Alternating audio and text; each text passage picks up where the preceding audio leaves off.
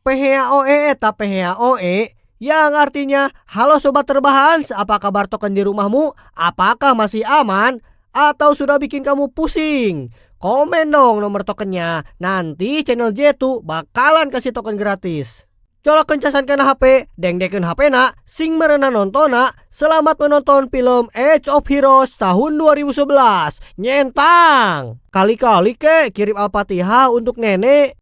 Biar gak bertele-tele, kita langsung saja ke alur filmnya. Ini dia film Age of Heroes tahun 2011.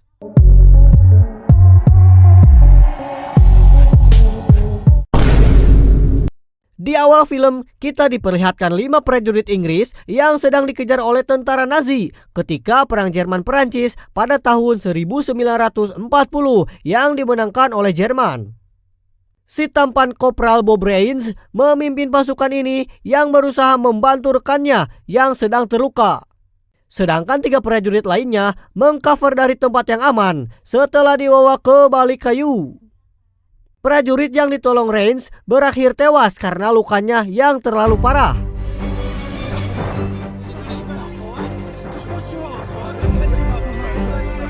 Tak bisa berlama-lama di situ, Rains pun membawa sisa pasukannya menuju pantai Donker untuk kembali ke Inggris.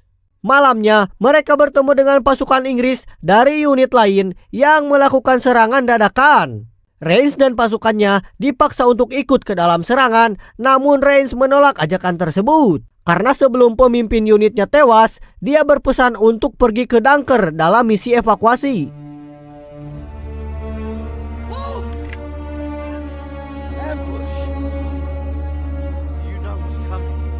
Karena Rains dianggap pengecut, akhirnya ia ditangkap oleh pemimpin unit itu setelah menentang dan melawan perintahnya.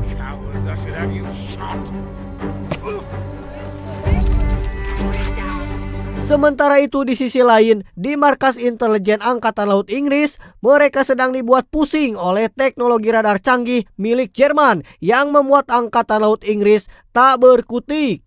Si cantik officer Sophie bernama Letnan Steiner dan Mayor Jack Jones diajak rapat oleh Letnan Komandan Ian Fleming.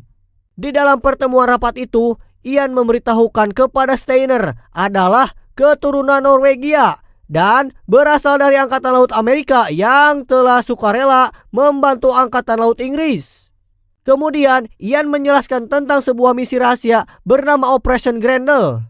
Dia diperintahkan Jack untuk mengumpulkan 8 prajurit elit yang akan ditugaskan menyusup ke stasiun-stasiun Freya, yaitu nama radar milik Jerman di pegunungan Norwegia, untuk membuat kekacauan sebesar mungkin dan membawa pulang pasukan dengan selamat.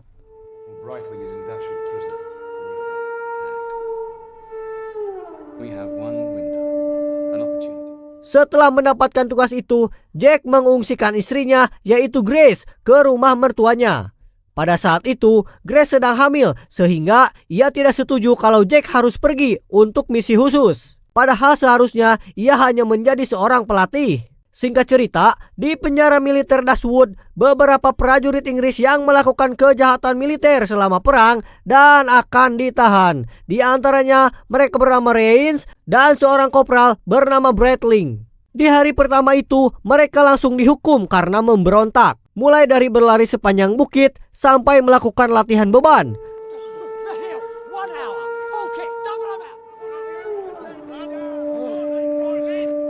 Lalu Jack datang ke penjara itu untuk merekrut Bradling yang pernah menjadi prajuritnya. Begitu Jack bertemu dengan Bradling, ternyata Bradling sedang dihajar oleh para sipir penjara sehingga membuat Jack sangat marah.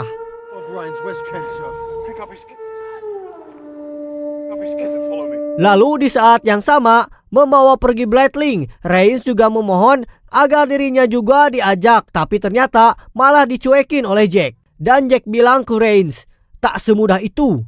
Dia membawa Rains untuk membuktikan dulu kemampuannya agar layak masuk ke komandonya. Saat itu juga ia langsung menghajar beberapa petugas dan merampas pistolnya. Lalu dia gunakan untuk menodong Jack. Melihat itu, Jack juga akhirnya membawa pergi Rains. Namun itu tidak berarti Rains langsung jadi komandonya. dia masih harus lulus ujian yang diberikan oleh Jack. Selain itu, Jack juga memperingatkan Reigns agar tidak menodongnya lagi. Setelah itu, mereka pergi ke dataran tinggi Lockheed Lor di Skotlandia. Di sana, para prajurit terpilih dikumpulkan bersama dua orang pelatih, yaitu Sersan McCandy dan Sersan Grey. Mereka adalah orang-orang yang pernah bekerja dengan Jack sebelumnya, hanya Reigns yang belum pernah. Tak membutuhkan waktu lama, mereka langsung mendapatkan latihan-latihan berat, mulai dari menaiki bukit-bukit, menuruni tebing, dan berbagai latihan fisik lainnya. Lalu, ketika akan latihan tempur, Jack menunjukkan cara menyerang menggunakan belati. Tiba-tiba, dia dengan cepat meringkus Grey dengan belatinya.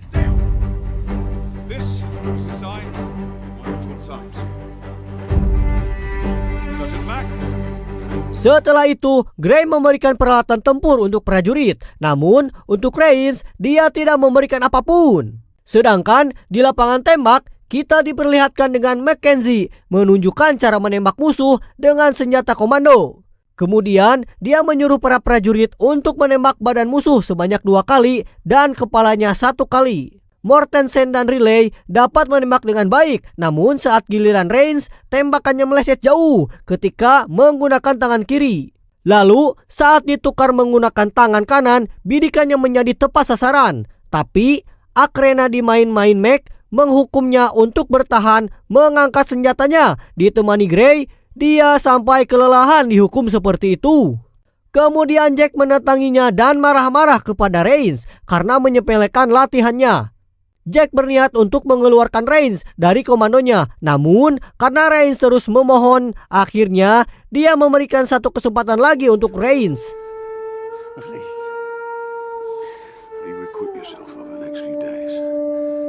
Keesokan harinya, Ian mendatangi markas latihan dan langsung memerintahkan Reigns karena berkat Jack, seharusnya dia bersyukur tidak dikembalikan ke penjara sebagai seorang buronan. Dalam rapat itu, Ian memperkenalkan mereka sebagai generasi pertama pasukan khusus intelijen yang akan bekerja di belakang garis musuh. Lalu Jack menjelaskan dengan penjelasan tentang misi operasi Grendel dan Sersan Rollike bertugas menjelaskan tentang fungsi dari sistem radar milik Jerman. Dia adalah spesialis gelombang radio. Dia harus melihat dan mempelajarinya langsung agar dapat menyabotasenya sehingga Rollright dapat ikut dalam misi. Ian pun menyuruh para prajurit untuk melindunginya. Setelah rapat, para prajurit termasuk Rollright pergi berlatih. Lalu, Steiner menitipkan sebuah surat untuk Sophie kepada Ian yang akan kembali ke London. Jack juga menitipkan surat wasiat untuk para prajurit. Lalu, dia menugaskan Reigns untuk menjadi penjaga Rollright selama misi setelah tahu bahwa dia dipenjara karena membawa pulang prajuritnya dengan selamat.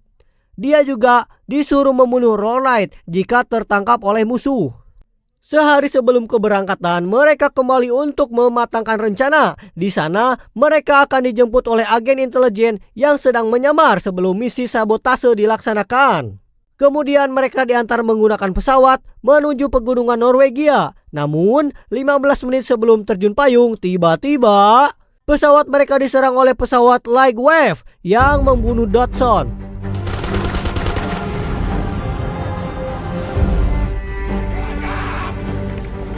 Sebelum pesawat terbakar, akhirnya mereka dapat berhasil terjun. Begitu mendarat, Reigns melihat Rollright sedang diinterogasi oleh tentara Nazi. Dan di saat sedang bingung apakah harus menyerang atau tidak, tiba-tiba 2 prajurit khusus melumpuhkan tentara Nazi dengan serangan belati mereka.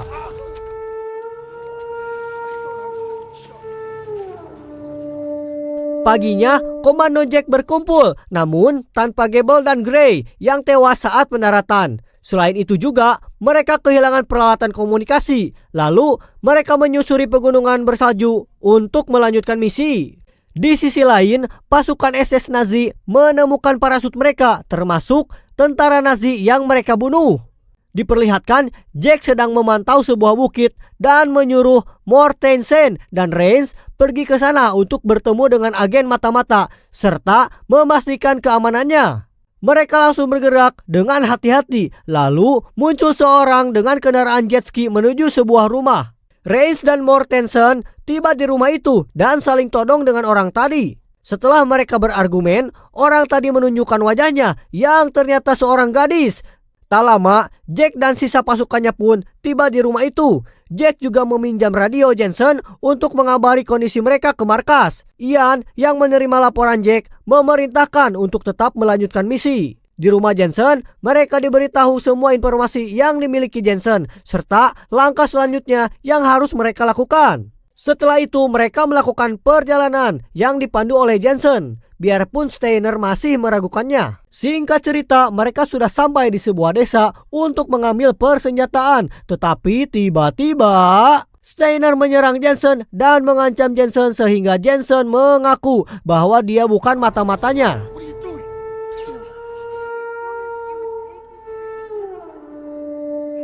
Sementara itu, pasukan Jerman yang melacak mereka sudah sampai di desa. Mereka menginterogasi warga yang mengaku bahwa yang tadi datang hanyalah sekelompok petani yang meminta makanan. Karena tidak percaya, pasukan Nazi menyuruh mereka berbaris dan merekam mereka sebelum membunuh semua warga. Penduduk desa yang tetap tidak mengaku menyulut emosi pasukan Nazi, sehingga mereka pun dibunuh secara bersamaan. Di scene lain, diperlihatkan di tempat pasukan komando, Jensen tetap dipertahankan karena dia tidak membahayakan mereka. Selain itu juga masih membutuhkan bantuannya. Lalu Jack membagi mereka menjadi beberapa tim dan melanjutkan misinya.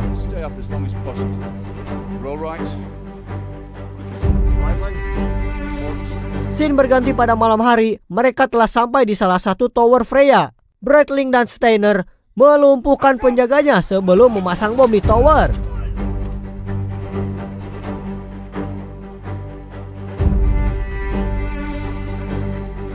Sedangkan di markas penelitian Jerman, Jack, Reis, dan Rolleit sedang mengawasi dari kejauhan. Tim yang lain juga sudah bersiap di sekitar itu. Mereka mulai serangan dengan mengebom tempat itu dan membuat kekacauan di sana. Rolleit juga dibawa ke ruang teknisi, sementara prajurit lain melindungi tempat sambil mengambil alih kendali di markas penelitian Jerman.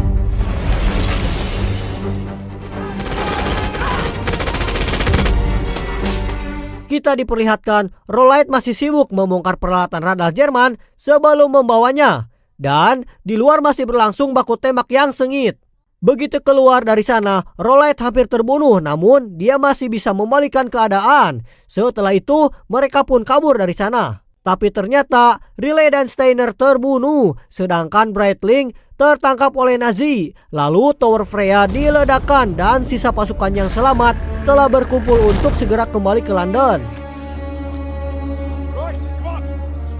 Singkat cerita, di markas Novel Intelijen, Ian mendapatkan kabar bahwa pasukan komando tidak memungkinkan untuk menghancurkan seluruh tower. Lalu dia menghubungi Angkatan Laut untuk mengirimkan kapal selam menjemput mereka. Namun, Angkatan Laut tidak bisa mengirimkannya. Akhirnya, Ian menyuruh Sophie untuk memberitahu pasukan komando agar kabur melalui Swedia. Karena saat itu, Swedia tidak ikut berperang alias netral. Selain itu juga, dia mengabarkan bahwa istrinya Jack telah melahirkan. Jack sangat bahagia putrinya telah lahir dengan selamat. Lalu mereka melanjutkan perjalanan menuju ke Swedia. Sebelum itu, mereka kembali ke desa untuk mencari makanan. Steiner pun memeriksa ke gudang. Tapi yang ditemukan justru mayat warga. Jack juga memeriksa isi rumah, namun semuanya sudah berantakan. Dia pun sedih dan merasa bersalah. Tak hanya pasukan Nazi datang ke situ membawa Breitling sebagai tawanan, dan kapten pasukan Nazi menyuruh mereka menyerah sambil menyiksa Breitling. Tapi tanpa pasukan Nazi ketahui, pasukan komando sedang bersiap untuk menyerang, dan di saat pasukan Nazi lengah, tiba-tiba mereka pun diserang secara brutal. Tapi pasukan Nazi masih sigap dan membalas serangan mereka. Kemudian Mac dan Rolleit yang berada di perbukitan juga membantu menyerang Nazi. Namun ternyata kalah jumlah, pasukan komando menjadi terpojok. Kapten Nazi juga kembali menyiksa Breitling untuk memancing pasukan komando.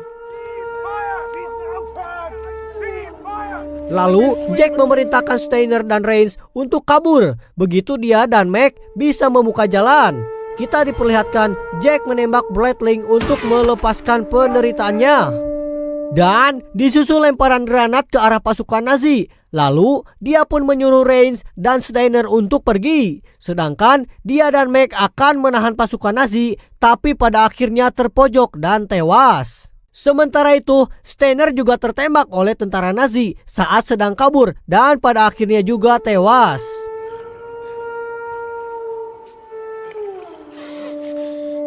Di scene akhir, Rain berusaha membalas tapi amunisinya telah habis. Dalam keputusasaannya, di saat itu dia bersiap untuk mengakhiri hidupnya. Tiba-tiba, Rolite dan Jensen datang, menolong, lalu mereka bertiga pergi dari sana.